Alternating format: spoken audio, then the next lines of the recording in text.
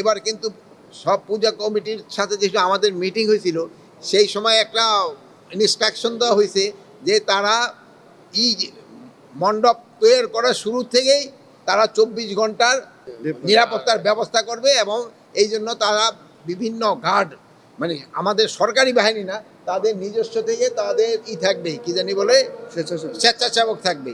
এই স্বেচ্ছাসেবকরা এইটা দেখাশোনা করবে, এইটা তারা করতেছে এবং 24 তারিখ থেকে আমাদের আনসাররা হয়ে যাবে, প্লাস আমাদের এই যে মহিলা এবং শিশু বিষয় মন্ত্রণালয় থেকেও লোক চলে আসবে।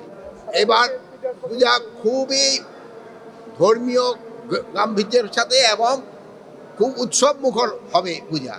আগের থেকে আমি বলবো আরো বেশি উন্নত। হ্যাঁ, আগের থেকে আরো বেশি উন্নত। আর এখানে সাম্প্রতিক বন্ধন সব সময় ছিল। পুরা দেশে প্রায় আমাদের তো এবার 33,000-এর মতো পূজা মণ্ডপ আছে।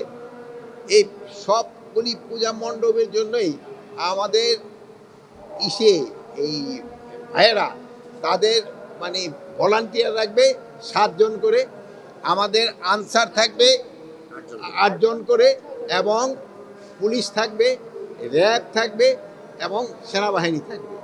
এর অধিকন্তু আমরা কিন্তু আর প্রায় 80,000 এই মহিলা এবং শিশু বিষয় মন্ত্রণালয় থেকে ভলান্টিয়ার রাখতেছি।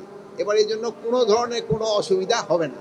আর আরেকটা জিনিস হলো, অনেকেই বলছে যে পূজা মণ্ডপের আশেপাশে কিন্তু দোকান থাকতে পারবে, বাট ওই আগে যেমন ধরেন বড় মেলাগুলি হলে হয় কি এখানে গ্যাদারিংয়ে হয়ে যায়, এই জন্য বড় মেলা থাকবে না, কিন্তু দোকানগুলি থাকতে